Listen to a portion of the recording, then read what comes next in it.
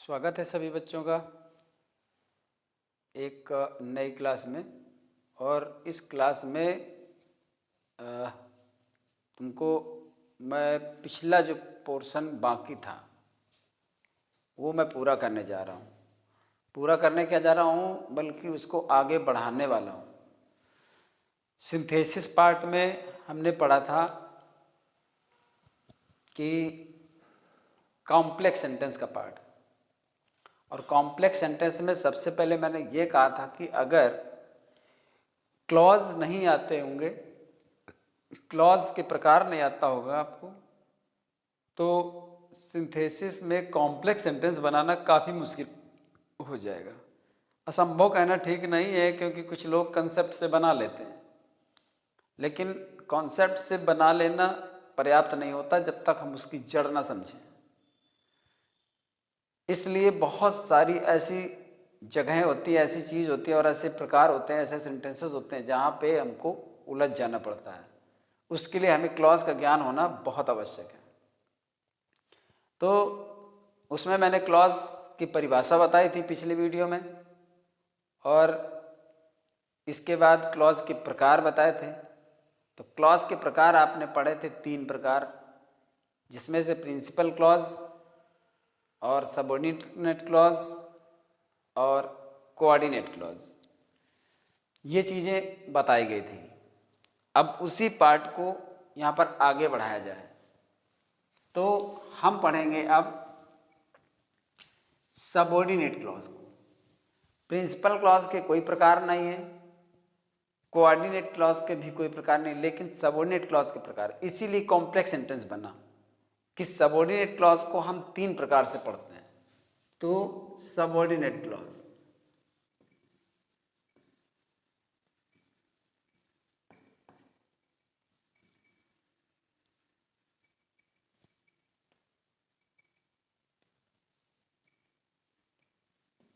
Subordinate clause को 3 प्रकार से। नंबर 1 नाउन क्लॉज,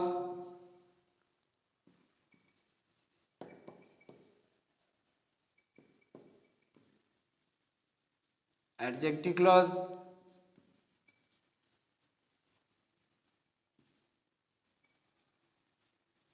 और एडवर्ब क्लॉज। और ध्यान रखिए कि अगर आज आपको ये क्लॉज समझ में आ गई तो समझो कॉम्प्लेक्स सेंटेंस समझ में आ गया, क्योंकि कॉम्प्लेक्स सेंटेंस इन तीनों क्लॉज में ही डिपेंड है। और सबसे ज़्यादा ज़रूरी है कि ये समझना, और यहीं पर विद्यार्थी को ये क्लॉज समझ में नहीं आती हैं, उनका प्रयोग नहीं समझ में आता है, इसीलिए वो कॉम्प्लेक्स सेंटेंस भी बहुत कम ही समझ पाता है। बल्कि ये कहो कि कभी ऐसे सेंटेंस आ जाते हैं जिनमें वो आइडेंटिफाई नहीं कर पाता कि एडजेक्टिव क्लॉज कि कौन सा है और नाउन क्लॉज कौन सा है और एडवर्ब क्लॉज कौन सा है। बल्कि कभी कभी तो कुछ ऐसे सेंटेंस होते हैं जिनमें ये उसको पहचानना काफ़ी मुश्किल हो जाता है कि ये कॉम्प्लेक्स है या कंपाउंड है। या कभी कभी ऐसा होता है कि कॉम्प्लेक्स है, कंपाउंड या सिंपल है। कभी कभी तो सिंपल को ही कभी कभी उनको मिसअंडरस्टैंडिंग हो जाती है कि कहीं ये कॉम्प्लेक्स तो नहीं है, क्योंकि सेंटेंस के प्रकार बहुत हैं, विविध प्रकार के सेंटेंस हैं। तो ऐसे में हमें सबसे पहला काम है कि हम क्लॉज को समझें, और वीडियो को अंत तक देखिएगा। क्लॉज आपको, मेरा कहना है कि 100% समझ में आ जाएगा।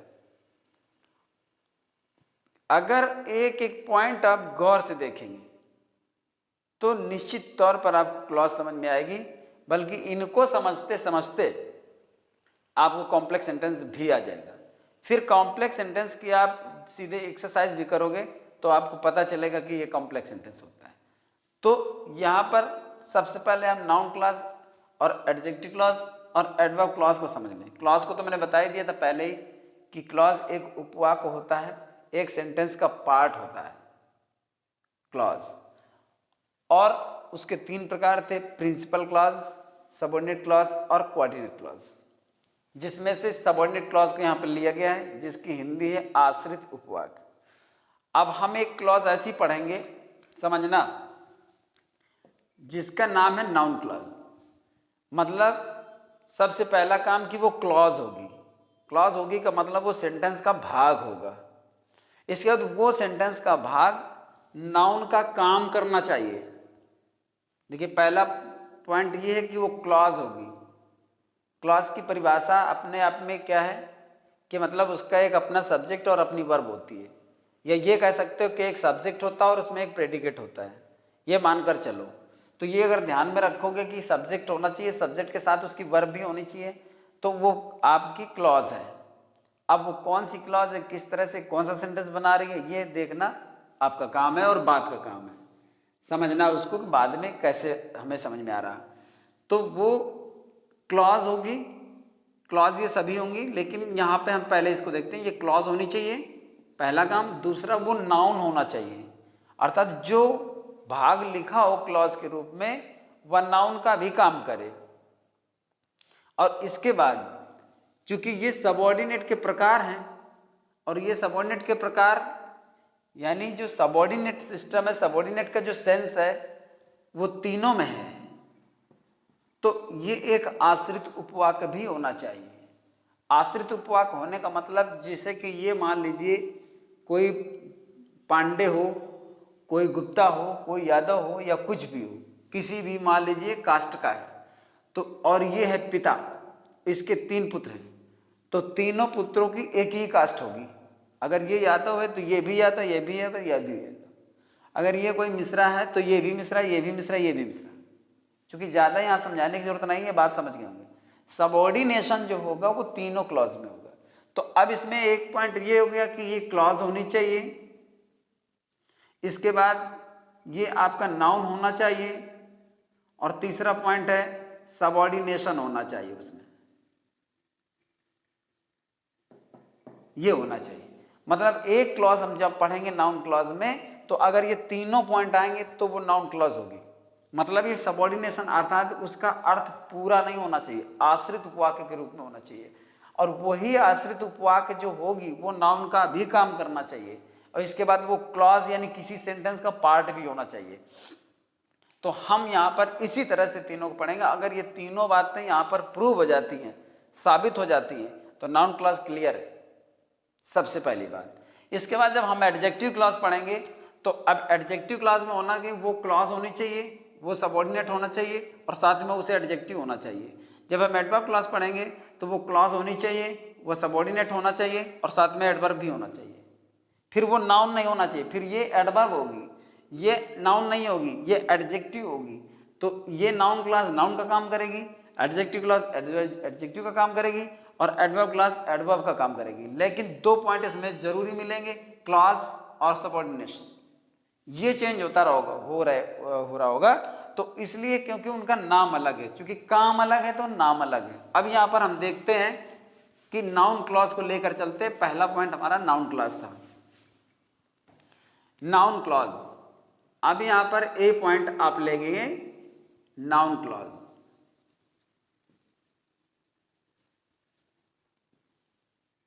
ये नाउन क्लॉज हम लेते हैं। जब नाउन क्लॉज को हमने स्टडी करना शुरू किया तो देखा कि नाउन क्लॉज के 5 प्रकार होते हैं। देखिए 5 प्रकार तो होते बेसिकली, हम यही कहते हैं और किताबों में यही मिलता है कि नाउन क्लॉज 5 प्रकार से बनाई जाती है। लेकिन 5 प्रकार के अलावा 2 प्रकार और भी हैं, तो कुल मिलाकर नाउन क्लॉज कॉम्प्लेक्स सेंटेंस में 7 प्रकार से बनाई जाती है। लेकिन जनरली हम यही कहते हैं कि नाउन क्लॉज 5 प्रकार से बनाई जाती है, क्योंकि वो जो 2 आपके पार्ट हैं वो डिफरेंट टाइप के हैं, लेकिन ये वाले ये मेन टाइप के हैं। यहाँ पर आपको देखना है। तो नाउन क्लॉज 5 प्रकार से देखो कैसे। पहला पॉइंट है सब्जेक्ट टू ए वर्ब। दूसरा पॉइंट है ऑब्जेक्ट टू ए वर्ब। फिर सी नंबर पॉइंट है ऑब्जेक्ट टू ए प्रीपोजिशन।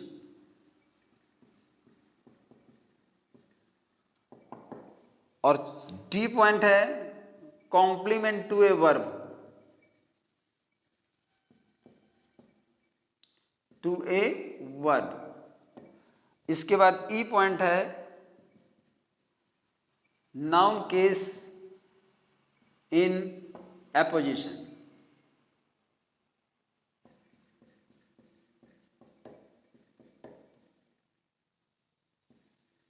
इसी को ऐसे कह देते हैं एपोजिशन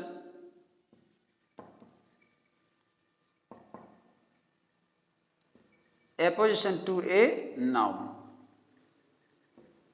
ऐसे भी कहते हैं, मतलब कुछ ऐसे भी बोल देते हैं, कुछ ऐसे बोल देते हैं। नाउन केस इन अपोजिशन या in case apposition to a noun, मतलब यहाँ पे आपको ऐसे लिख देते हैं in case apposition to a noun.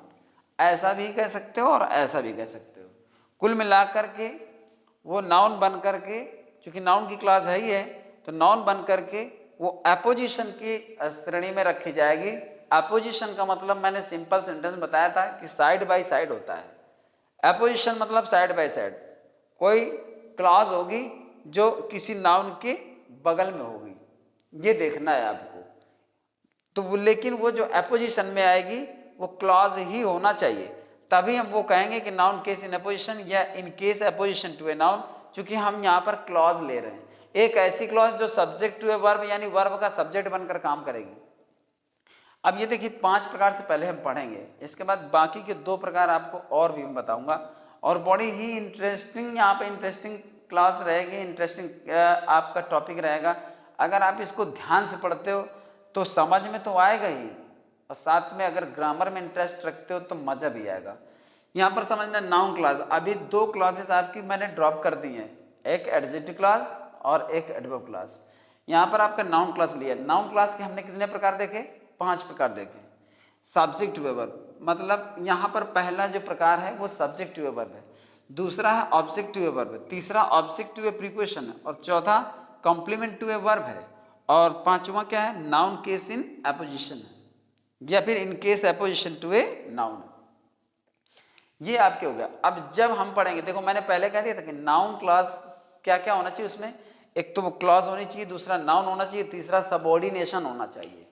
मतलब सबऑर्डिनेट का जो हमने पढ़ा, तो सबऑर्डिनेट का जो सेंस रहेगा, सबऑर्डिनेट की जो सिचुएशन रहेगी वो सभी में रहेगी। अब इसमें चूंकि अगर सबऑर्डिनेट इसमें है, मान लीजिए ये पिता है, ठीक, और ये पांडे है, तो ये इसका लड़का है तो ये भी पांडे है, तो इसके जो लड़के हैं ये भी सब पांडे ही है।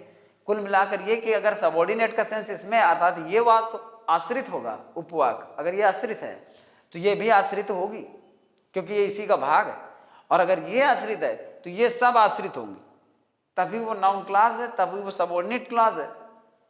ये बात समझ लीजिए, क्योंकि ये सबऑर्डिनेट क्लॉज हम पढ़ रहे हैं और ये सभी सबऑर्डिनेट होंगे। अब ये समझना है आपको कि वो सब्जेक्ट टू ए वर्ब, वो सबऑर्डिनेट भी हो, नाउन क्लॉज भी हो, और वर्ब का सब्जेक्ट भी हो। अब यहां पर चैलेंज आता है कि ये चीज प्रूव कैसे करेंगे, और देखिए मैं प्रूव करता हूं, यहां पर आपको दिखाता हूं कि वो वर्ब का सब्जेक्ट भी होगा, वो नाउन क्लॉज भी होगा, वो क्लॉज यानी उपवाक भी होगा, और वो उसमें सबऑर्डिनेशन का सेंस भी होगा, अर्थात वो सबऑर्डिनेट होगी, अर्थात उसका अपना अर्थ अपने आप में पूरा नहीं होगा। जब ये सारी चीजें साबित हो जाएंगी, ये मैं नहीं कहता, जब सेंटेंस में सारी चीजें प्रूव हो जाएंगी तभी ये होता है कि ये हम नाउन क्लास पढ़ रहे हैं, और तभी माना भी जाता है कि यह वाक्य सही है। तो अब हम आगे देखते हैं, ये 5 प्रकार हैं, ध्यान में रखिएगा। मैं साफ करने जा रहा हूं इसको, अब बाकी का काम तुम्हारा है। मैं अब जैसे जैसे पॉइंट फिनिश करूंगा वैसे वैसे मैं पॉइंट लूंगा आगे। तो अब आपको ध्यान रखना है कि कौन कौन से मैंने पॉइंट्स बताए थे। सब्जेक्ट टू ए वर्ब, ये नाउन क्लास के 5 प्रकार हैं। Subject to a verb, object to a verb, यानी वर्ब का सब्जेक्ट बनकर के काम करेगी नाउन क्लास, वर्ब का ऑब्जेक्ट बनकर के काम करेगी नाउन क्लास, और ऑब्जेक्ट टू ए प्रीपोजिशन, अर्थात प्रीपोजिशन का ऑब्जेक्ट बनकर के काम करेगी noun class. Complement to a verb, किसी वर्ब का कॉम्प्लीमेंट बन करके नाउन क्लास काम करेगी। और नाउन केस इन अपोजिशन, अर्थात किसी नाउन के अपोजिशन में आकर के नाउन क्लास काम करेगी। ये 5 पॉइंट पहले पढ़ेंगे, और इसके अलावा जो बाकी के 2 प्रकार है वो बाद में देखेंगे। पहले ये समझ जाओगे तो उनको समझने में देर नहीं लगेगी, हालांकि वो भी बहुत महत्वपूर्ण है। इसी प्रकार से नाउन क्लास में 7 प्रकार से सेंटेंस बनाए जाते हैं। तो हम यहाँ पर पहला पॉइंट देखते हैं।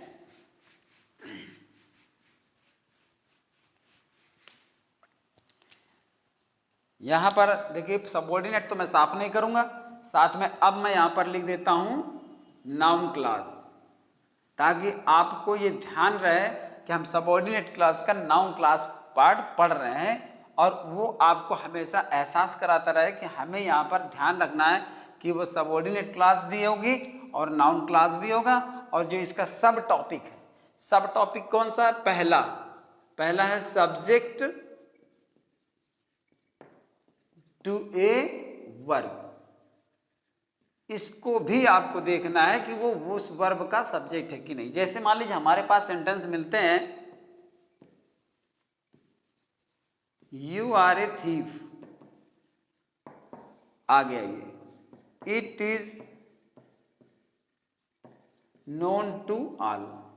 देखिए मैं पहले कह चुका हूं कि अगर जो नाउन क्लास, एडजेक्टिव क्लास और एडवर्ब क्लास जो पढ़ लेगा छात्र यहाँ पर मेरी क्लास में, उसका मतलब एडवर्ब क्लास को समझते समझते, कॉम्प्लेक्स सेंटेंस की तो बात की बात है, एडवर्ब क्लास को समझते समझते वो कॉम्प्लेक्स सेंटेंस में काफ़ी हद तक कमांड पा लेगा, उसका अच्छा कमांड हो जाए, मतलब उसका बेस मिल जाएगा। और कॉम्प्लेक्स सेंटेंस जिन बच्चों को समझ में नहीं आते हैं, मेरा दावा है उनको क्लॉज पहले समझ में नहीं आती है, इसीलिए वो कॉम्प्लेक्स सेंटेंस नहीं समझ पाते हैं, बल्कि वो तो डिफरेंस नहीं बता पाते हैं कि ये नाउन क्लास में है कि ये एडजेक्टिव क्लास में है। और ये सब आप अभी देखने जा रहे हो कि ये सब कैसे, मैं आपको बताऊंगा कि नाउन क्लास क्या है और एडजेक्टिव क्लास, दोनों में डिफरेंस क्या है। दोनों में एक ही सेंटेंस में आपको डिफरेंस देखने को मिलेगा कि मतलब हाँ ये नाउन क्लास है और ये लगा तो ये एडजेक्टिव क्लास है, ये सब देखने को मिलेगा। बस क्लास में बने रहिए और जो ये टॉपिक चल रहे हो वो टॉपिक को ज्वाइन जरूर करिए, तो आपको कॉम्प्लेक्स सेंटेंस की जो प्रॉब्लम है मैं समझता हूँ हमेशा के लिए खत्म हो जाएगी। बल्कि मैं तो ये कहता हूँ कि अगर आपने ध्यान से देख लिया तो इतना समझ जाओगे कि आप दूसरे स्टूडेंट को समझा लोगे कि ऐसे जाकर के कॉम्प्लेक्स सेंटेंस। तो कॉम्प्लेक्स सेंटेंस कोई साधारण काम नहीं है, कॉम्प्लेक्स का मतलब ये होता है जटिल, यानी कॉम्प्लिकेटेड सेंटेंस को ही कॉम्प्लेक्स सेंटेंस कहते हैं। तो यहाँ पर समझिए ये सेंटेंस आपको मिला, और ज्यादातर बच्चे इस तरह से इसको कंबाइन करके बनाते भी हैं। ये सेपरेट है सेंटेंस, दो सेंटेंस है, दोनों को मिला करके एक कॉम्प्लेक्स बनाना है, बात समझ रहे ना। तो you are a thief it is known to all लिखा, तुम एक चोर हो सबके द्वारा जाना जाता है, ये सभी जानते हैं, ये पैसिव वॉइस का सेंटेंस है। It is known to all, ये पैसिव वॉइस में बना हुआ है। अब देखिए हम इसको बनाने जा रहे हैं सब्जेक्टिव वर्ब में। एक हमको क्लॉज इसमें बनानी है जो नाउन क्लास हो, दूसरा वो सबऑर्डिनेट क्लास हो, तीसरा वो वर्ब का सब्जेक्ट भी होना चाहिए और वो सेंटेंस का पार्ट भी हो, चूंकि क्लॉज भी हो, ये देखना है। क्लॉज का चूंकि ये ध्यान में रखना है कि क्लॉज का अपना सब्जेक्ट और अपनी वर्ब होती है, ठीक, ये देखना है। तो जब हम इसको बनाएंगे you are a thief is known, it is known to all, तो इसको हम बनाते हैं कंबाइन करके, that you are A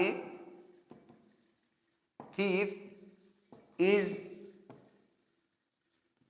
known to all, ये आपका कंबाइंड हो गया और ये बन गया कॉम्प्लेक्स सेंटेंस नाउन क्लास में। अब नाउन क्लास को हम प्रूव करते हैं। पहले तो ये हम देखते हैं कि ये क्लॉज है कहाँ। देखिए जब हमने यहाँ पर जोड़ा तो ये आपकी वर्ब है, जितने पोर्शन में हमने अंडरलाइन करी है ये वर्ब है। वर्ब के ठीक पहले आपका सब्जेक्ट होता है। ये जो मैंने आपको यहाँ पर कवर कर रखा है, इसमें स्क्वायर में या रेक्टेंगल में जो मैंने कवर कर दिया है, ये पूरा पार्ट आपका सब्जेक्ट है, ये पूरा पार्ट सब्जेक्ट है, ठीक है। तो ये सब्जेक्ट हो गई और ये वर्ब हो गई। इसके बाद उधर आप ये समझिए कि वो दूसरा ऑब्जेक्ट है, ये एक्स्ट्रा वर्ड है। तो you, that you are a thief, यहाँ पर अब हम लेकर पहले चलें कि ये नाउन है कि नहीं। स्टार्टिंग से करते हैं, पूरा सेंटेंस देखिए यहाँ पर, ये नाउन है कि नहीं। That you are a thief, कि तुम एक चोर हो, इसमें एक इंफॉर्मेशन है और ये इंफॉर्मेशन क्या प्रकट कर रहा है, आपके चोर होने को प्रकट कर रहा है। मतलब इंफॉर्मेशन, इंफॉर्मेशन माने क्या होता है, सूचना, कोई समाचार, कोई खबर, कोई स्टेटमेंट। हमको कोई इस ब्लॉक से एक इंफॉर्मेशन मिल रही है कि तुम एक चोर हो, तो एक व्यक्ति की यहां पर सिचुएशन पता चल रही है जो नाउन को डिनोट करती है। एक इंफॉर्मेशन, इंफॉर्मेशन एक वर्ड कैसा है, एक सूचना, एक खबर, एक समाचार क्या होता है, वो नाउन होता है। अब यहां पर जिन बच्चों को नाउन की फुल डिफिनेशन नहीं पता होगी वो भी हो सकता है इस बात को ना समझ पाए। तो चूंकि मैं एक बार आपको ये बता देता हूँ कि नाउन की डिफिनीशन क्या होती है। देखिए नाउन की डिफिनीशन शॉर्टकट में बहुत लोग बता देते हैं, जैसे कह देते हैं कि सी हियर टेस्ट, जिन्हें आप देखते हो, जिन्हें आप सुनते हो, जिन्हें आप स्वाद लेते हो, ये सब नाउन है, बात खत्म हो गई। भाई जो चीज दिखाई दे रही है सब नाउन ही तो है, क्योंकि कोई ना कोई वस्तु है। इसके बाद हियर, अगर कोई चीज सुन रहे हो तो वो भी नाउन है। टेस्ट, कोई चीज खा रहे हो वो भी नाउन है। फील, किसी चीज का महसूस कर रहे हो। तो चार शब्दों में देखा जाए तो नाउन की टोटल डिफिनीशन आ जाती है। पर ये बहुत ही शॉर्टकट है कि जो बहुत ज़्यादा अंडरस्टैंडिंग रखने वाले बच्चे होते हैं उनके लिए। फिर भी मैं तुमको भी वैसे ही मानता हूँ, लेकिन मैं अपनी तरफ से पूरी बता देता हूँ। किसी व्यक्ति, जैसे छोटे बच्चों की परिभाषा बताई जाती है, किसी व्यक्ति वस्तु स्थान के नाम को संज्ञा कहते हैं, लेकिन ये बहुत लो लेवल का डिफिनीशन है। किसी व्यक्ति वस्तु स्थान गुण भाव दशा अवस्था कार्य तथा समय के नाम को संज्ञा कहते हैं। आती सब वही है, कोई एब्स्ट्रैक्ट नाउन है, कोई कलेक्टिव नाउन है, कोई मटेरियल नाउन है, ये सब उसी में आ जाएगा आपका। कोई कॉमन नाउन है, कोई प्रॉपर नाउन है। लेकिन ये है कि अगर हम इंडिविजुअली उस चीज पर फोकस करते हैं तो वो हमें ज्यादा समझ में आ जाता है। जब कोई वस्तु हो तो नाउन हो, कोई व्यक्ति हो तो नाउन हो, कोई स्थान हो तो नाउन हो, कोई गुण है, ईमानदारी का है, दयालुता का है, गुण है तो वो भी नाउन है। तो व्यक्ति वस्तु स्थान गुण भाव, क्रोध है, प्रेम है, घृणा है, ये भाव है। गुण भाव अवस्था, अवस्था मतलब वृद्धावस्था, बचपन, युवावस्था। तो व्यक्ति वस्तु स्थान गुण भाव दशा, दशा मतलब गरीबी अमीरी, ये दशा है। कार्य, अब जैसे कार्य होता है, मान ली आई डोंट लाइक स्मोकिंग, मुझे धूम्रपान पसंद नहीं है, तो कौन सा कार्य पसंद नहीं है? धूम्रपान पसंद नहीं है। आई लव गार्डनिंग, मुझे गार्डनिंग पसंद है, तो गार्डनिंग क्या हो गया? बागवानी करना एक काम हो गया ना, तो वो कार्य हो गया। तथा समय के नाम को, अब समय सुबह दोपहर शाम सभी 2 बजे 3 बजे, ये सब क्या होता है? तो ये सब नाउन होते हैं। अब हमें यहाँ पर देखना है कि वही चीज जो हम यहाँ समझ रहे हैं कि मतलब एक सिचुएशन, किसी न्यूज, कोई खबर, कोई समाचार, ये संज्ञा की श्रेणी में, तो ये यहाँ से एक आपको नाउन का भाव प्रकट हो रहा है। जितना ब्लॉक मैंने कवर किया है, इसका अगर हम अर्थ निकालें तो अर्थ पूरा नहीं होता है। कि तुम एक चोर हो, अगर हम इतना ही बोलेंगे तो अर्थ पूरा नहीं है जब तक हम इसको नहीं बोलेंगे। ये प्रिंसिपल क्लॉज है आपकी, उसको मैं बताऊंगा प्रिंसिपल क्लॉज कैसी। तो that you are a thief, अर्थात कि तुम एक चोर हो, इसका भाव पूरा नहीं है, पहली बात। दूसरा, यहां से कोई समाचार मिल रहा है, किसी के कुछ होने का इंफॉर्मेशन मिल रहा है, इसलिए ये नाउन है। दूसरा, ये इस वर्ब का ये सब्जेक्ट है। यहां पर एक, जैसे मान लो हम कहते हैं यहां पर क्या था? It is known to all.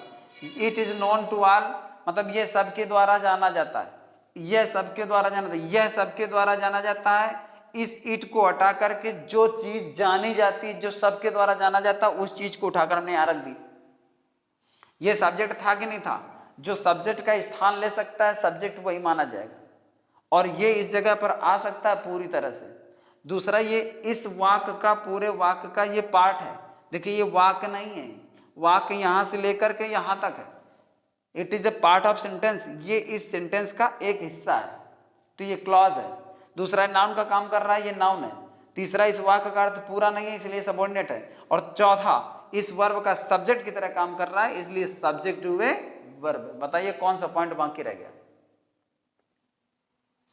जवाब दीजिए। ना समझ में आए तुरंत कमेंट करके बताइए, कोई भी बात ना समझ में आए। एक बार फिर सुन लीजिए। That you are a thief is known to all, कि तुम एक चोर हो, सबके द्वारा जाना जाता है। और इसी को मैं लिख देता हूं ऐसे, all know that you are a thief. सब जानते हैं कि तुम एक चोर हो। अब इसमें ये क्या हो गया? ये आपका सब्जेक्ट हो गया। ये क्या हो गई? ये आपका वर्ब हो गया। तो जब सब्जेक्ट और वर्ब, इंग्लिश सेंटेंस का जो स्ट्रक्चर होता है वो ये होता है, सब्जेक्ट, वर्ब और ऑब्जेक्ट। तो ये सब्जेक्ट और ये वर्ब और यहां से लगाकर ये पूरा ये पूरा ऑब्जेक्ट है। It is known to all. अगर इस सेंटेंस को हम गौर से देखिए, हर चीज आनी चाहिए और हर चीज जब प्रूव होती है तब सामने वाले को मानना ही पड़ता है। ये सेंटेंस पूरी तरह पैसिव है। इसमें अगर हम इसको एक्टिव बनाए तो क्या बनाएंगे बताइए? ऑल, नो और इट। अब आपसे कहा जाए कि इसकी पैसिव बनाइए तो क्या यही नहीं बनेगा? सभी जानते हैं नो के साथ प्रीपोजिशन टू आता है पैसिव है इसमें। तो इट यहां पे आ गया, प्रेजेंट इंडेफिनिट टेंस में इज आ गया, नो की थर्ड फॉर्म नोन आ गई। इसके बाद जो हम बाई लगाते हैं वहां पर नो के साथ टू आ गया और ये ऑल उठाकर उस तरफ कर दिया गया, तो बाई ऑल की जगह टू ऑल हो गया पैसिव फॉर्म में। लेकिन कुछ लोग इसको जब बनाते हैं, कंबाइन करते हैं कॉम्प्लेक्स सेंटेंस में, तो यही पूरा उठाकर रख देते हैं। वह एक इम्प्रॉपर तरीका है। जब आप ये बनाते हो कि it is known to all that you are a thief, तो वो सिस्टमैटिक नहीं होता। जब ये पीछे रहेगा तो पैसिव फॉर्म में रहेगा, जब ये आगे आएगा तो एक्टिव फॉर्म में रहेगा। तब आप सिद्ध कर पाओगे कि सब्जेक्ट टू ए वर्ब और ऑब्जेक्ट टू ए वर्ब। दूसरा पॉइंट याद है आपको? दूसरा पॉइंट मैंने यहां पे लिखा नहीं था, नाउन के 5 प्रकार। पहला पॉइंट था सब्जेक्ट टू ए वर्ब और दूसरा पॉइंट है ऑब्जेक्ट टू ए वर्ब। और ध्यान दीजिए सब्जेक्ट टू ए वर्ब ये है और यहां पे शुरू हो चुका है दूसरा पॉइंट यानी बी नंबर, जिसका मतलब था object to a verb. Object to a verb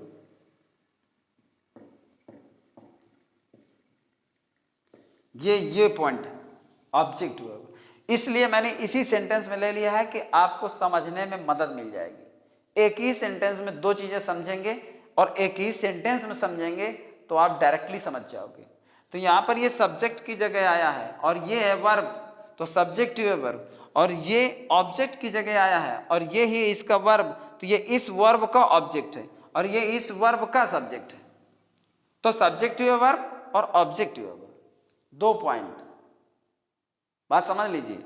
all know मैंने इसीलिए लिखा उसको एक्टिव में लेकर के, क्योंकि जब इधर से इधर आवे ये सबके द्वारा जाना जाता है, उसी को हमने क्या कह दिया? सभी जानते हैं। बात क्या है? इसमें कोई रसमलाई नहीं मिलाई अलग से, यही होना चाहिए। जब आप it is known to all करोगे ना तो आप सेंटेंस के क्लॉज को प्रूव नहीं कर पाओगे, इसलिए इसको एक्टिव में लेना चाहिए। अब ये सब्जेक्ट हो गया और ये वर्ब हो गया और ये उसका ऑब्जेक्ट हो गया। अब यहां पर भी देखिए, इससे एक इंफॉर्मेशन मिल रही है कि तुम एक चोर हो, नाउन का काम कर रहा है। दूसरा कि तुम एक चोर हो, इतना कहने पर जितना बॉक्स के अंदर बंद है, इससे कोई भाव पूर्ण प्रकट नहीं हो रहा जब तक आप ये नहीं कहोगे कि तुम एक चोर हो, सब जानते हैं।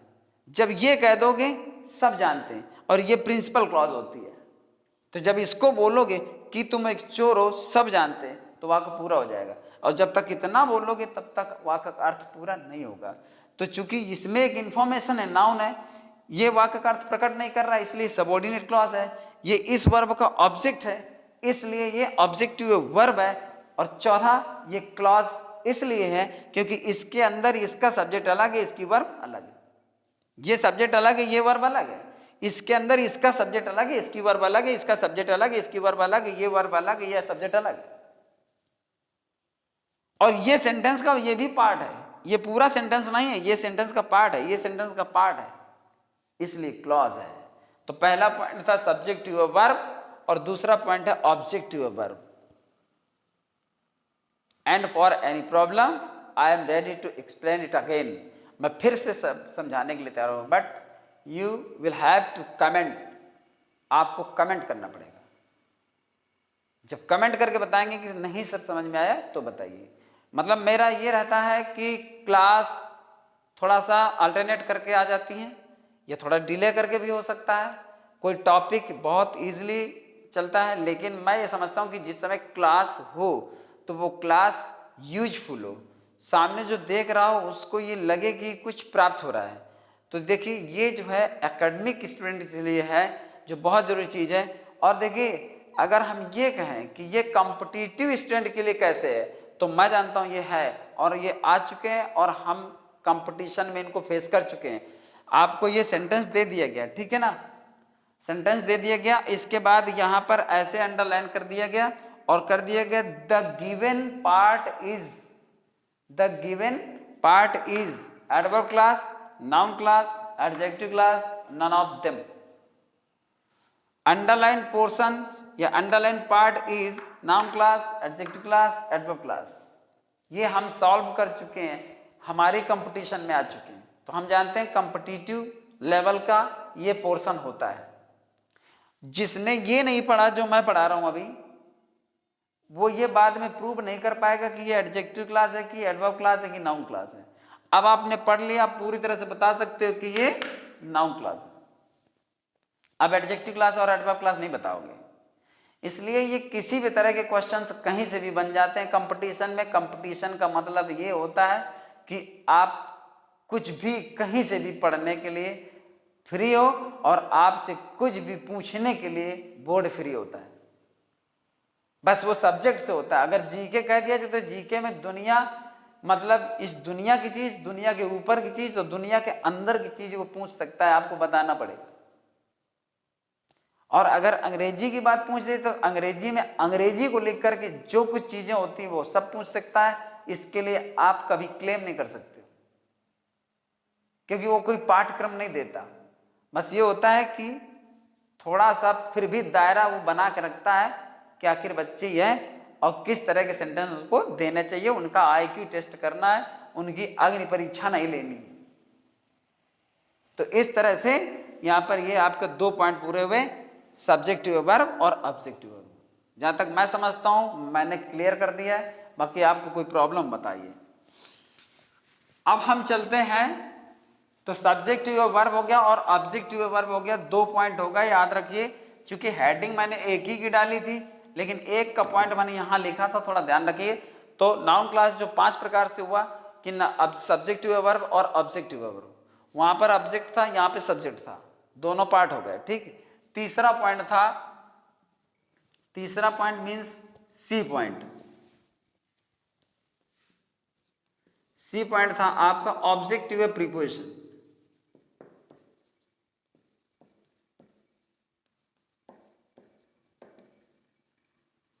ऑब्जेक्टिव प्रीपोजिशन, अब यहां पर हमें देखना है कि नाउन क्लास आएगी, वो सबऑर्डिनेट भी होगी, वो क्लॉज भी होगी, वो ऑब्जेक्ट भी होगा, लेकिन वो ऑब्जेक्ट प्रीपोजिशन का होगा। जैसे हम ये कह दें कि my friend says something,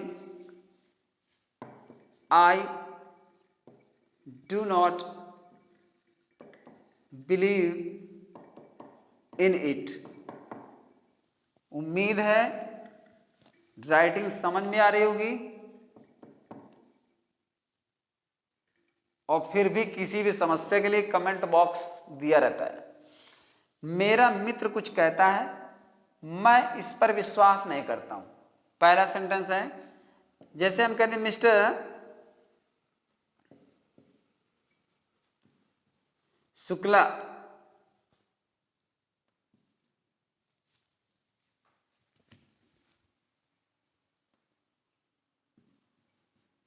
teaches something, और फिर कह दिया जाए लिसन टू इट। अब देखिए, मिस्टर शुक्ला कुछ पढ़ाते हैं, या हम इसको प्रेजेंट कंटिन्यूअस में भी कर सकते हैं। Mister Shukla is teaching something, mister Shukla is speaking something, mister Shukla is saying something, मतलब किसी शब्द, mister Shukla has said something, किसी में भी कर सकते हैं। बात यह है कि जो पॉइंट हमने लिया है ऑब्जेक्टिव प्रीपोजिशन, इसको प्रूव करना है यहाँ पे। ठीक है, माई फ्रेंड सेज समथिंग, मेरा मित्र कुछ कहता है, I do not believe in it. जब हम इसको बनाएंगे तो इस तरह के जब सेंटेंस है, अब ये आपको देगा कि कॉम्प्लेक्स सेंटेंस बनाइए। तो जब आप नाउन क्लास में इसको पढ़ चुके होंगे तो तुरंत आपका कॉन्सेप्ट काम करेगा कि ये तो नाउन क्लास का है। तो आप शुरू करेंगे कि मेरा मित्र कुछ कहता है, मैं इस पर विश्वास नहीं करता हूं, तो मैं उस बात पर विश्वास नहीं करता हूं जो मेरा मित्र कहता है। तो कैसे बनेगा, I do not believe in, फिर करेंगे what, mister what my friend, और फिर कर देंगे सेज। अब कह रहा है कि व्हाट माई फ्रेंड सेज, इसका अर्थ जरा देखिए। व्हाट माई फ्रेंड सेज, जो मेरा मित्र कहता है मैं उस पर विश्वास नहीं करता हूं, मैं उसमें विश्वास नहीं करता हूं। उसमें कहिए या उस पर कहिए, प्रीपोजिशन वाला मैटर तो जानते ही है कि कैसा होता है। मैं निकलता है तो से की अंग्रेजी निकलती है, और से निकलता है तो के द्वारा की अंग्रेजी निकलती है, या मैं की अंग्रेजी निकलती है। तो बोलने में आप हिंदी में किसी भी तरह से आप बोल सकते हैं, हिंदी के लिए फ्लेक्सिबल होता है ये। मैं उस बात में विश्वास नहीं करता जो मेरा मित्र कहता है। अब देखिए यहां पर क्या है, ये सब्जेक्ट है, ठीक, ये पूरी वर्ब है, ये पूरी वर्ब है भाई, ये हेल्पिंग वर्ब है और ये मेन वर्ब है, तो पूरा जो ग्रुप है वो वर्ब ही तो है। हम कहते हैं अगर ये सेंटेंस निगेटिव ना होता, अफर्मेटिव होता, डू नॉट ना लगाते, तो अर्थ क्या होता, आई बिलीव इन इट, मेरा मित्र जो कहता मैं उसमें विश्वास करता हूं, तो वर्ब केवल होती। तो कुल मिलाकर ये वर्ब ही मानी जाएगी पूरी, ये वर्ब, ये सब्जेक्ट और ये पूरी वर्ब। ये रहा आपका प्रीपोजिशन, ये है आपका प्रीपोजिशन, ये प्रीपोजिशन इन, और ये रही आपकी क्लॉज, जो मेरा मित्र कहता है। जो मेरा मित्र कहता है, ये पूरी क्लॉज इस वर्ब की नहीं है, ये इस प्रीपोजिशन की। क्यों? क्योंकि इसको जब हम बोलेंगे तो इसको जंप करके यहां नहीं आएंगे। जो मेरा मित्र कहता है उसमें मैं विश्वास नहीं करता, यानी मैं विश्वास नहीं करता हूं किसमें, जो मेरा मित्र कहता, अर्थात इसको जंप करके ये ना तो यहां अर्थ निकालेगा ना ये यहां अर्थ निकालेगा। जो मेरा मित्र कहता उसमें मैं विश्वास नहीं करता हूं, मैं उस बात में विश्वास नहीं करता, ये पूरी फिर इधर से इधर चली जाएगी।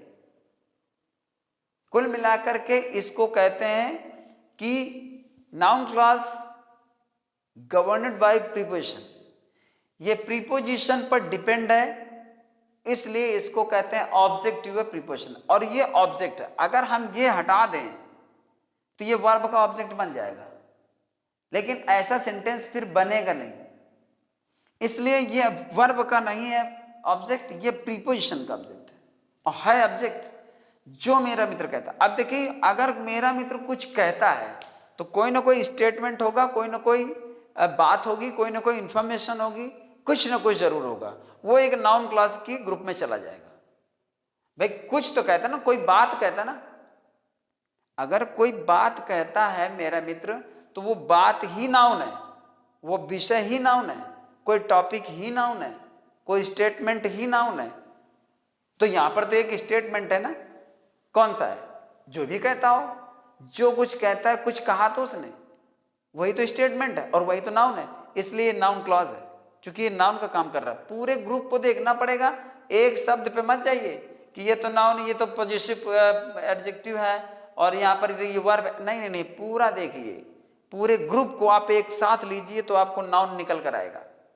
ये नाउन क्लॉज है। दूसरा सबऑर्डिनेट क्लॉज इसलिए है क्योंकि इतने का अर्थ निकालोगे तो पूरा नहीं निकलेगा। जो मेरा मित्र कहता है, अगर किसी के सामने कहो जो मेरा मित्र कहता है तो कहेगा, तो इसका मतलब है कि अगर कोई बात बोलने के बाद आदमी के अंदर प्रश्न की भावना फिर जागृत हो जाए तो इसका मतलब है आपने बात पूरी नहीं की, इसलिए ये सबऑर्डिनेट क्लॉज है। सबऑर्डिनेट क्लॉज है, नाउन क्लॉज है, इसका अपना सब्जेक्ट है, अपनी वर्ब है, इसलिए ये क्लॉज भी है। इसके बाद ये पूरी क्लॉज उठ करके ये प्रीपोजिशन पर रखी है, इसलिए ऑब्जेक्टिव प्रीपोजिशन भी है। दूसरा सेंटेंस क्या है, mister Shukla teaches something, listen to it, तो हम इसको बनाते हैं लिसन टू। अब इसे सुनो, वो कह रहा इसे सुनो, वो कह रहा मैं इसमें विश्वास नहीं करता हूं, इसमें, इन इट, इसमें किसमें, मेरा मित्र कहता है उसमें, यानी जो कुछ मेरा मित्र कहता है, तो इसके लिए व्हाट लगाना पड़ता है, जो के लिए। यहां पर लिसन टू इट, इसे सुन, इसे किसे सुनो, जो मिस्टर शुक्ला कहते हैं। अब यहां समथिंग, अब समथिंग हट जाएगा, कुछ कहता है मेरा मित्र, कुछ कहता है, अर्थात ये समथिंग पलटकर जो कुछ में आ जाएगा, ये समथिंग पलट करके जो कुछ में आ जाएगा। Listen to what mister Shukla says नहीं है, टीचर्स।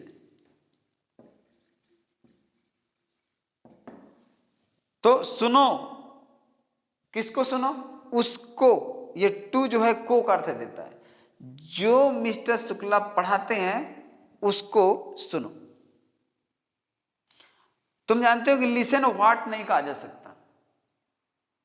जैसे होता है कि ही सेज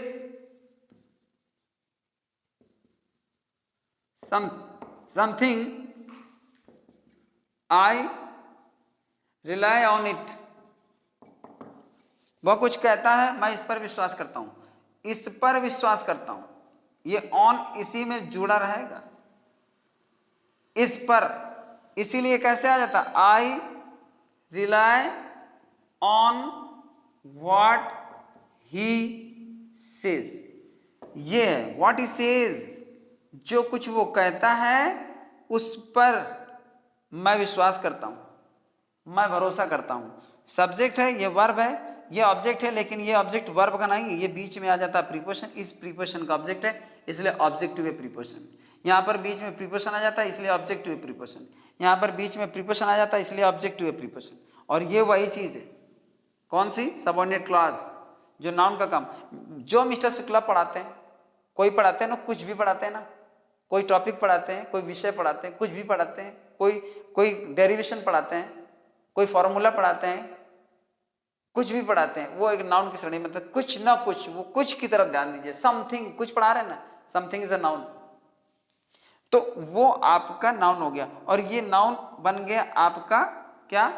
इस प्रीपोजिशन का ऑब्जेक्ट बन गया। तो ऑब्जेक्टिव प्रीपोजिशन, ऑब्जेक्टिव प्रीपोजिशन और ऑब्जेक्टिव प्रीपोजिशन, ये हो गया आपका तीसरा पॉइंट। ठीक, अब आपका बचता है क्या?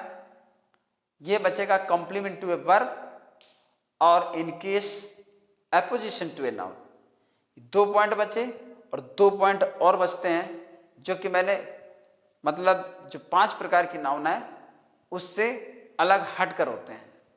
जब आप ये चारों बाकी बचे हुए आप पूरे पढ़ लेंगे, समझना कॉम्प्लेक्स सेंटेंस आपको आ रहा है।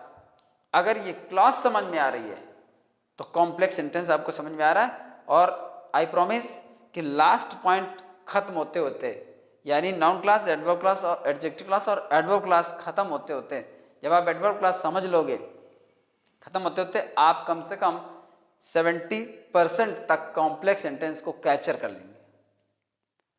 फिर आपकी प्रैक्टिस मात्र बचेगी और कुछ रूल्स बचेंगे, कुछ स्पेशल काइंड्स ऑफ सेंटेंसेस बचेंगे जिन्हें पढ़ना बाकी रह जाएगा। बाकी क्लॉज आ गई, समझो कॉम्प्लेक्स सेंटेंस आ गया। तब तक के लिए आप एंजॉय करते रहिए और मेरा चैनल देखते रहिए, लाइक भी करते रहिए, सब्सक्राइब भी करते रहिए। कोई प्रॉब्लम हो तो इन्फॉर्मेशन भी करते रहिए, कमेंट भी करते रहिए। ठीक, इसके बाद इसके साथ साथ आप अपना ख्याल भी रखिए, अपना ध्यान भी रखिए।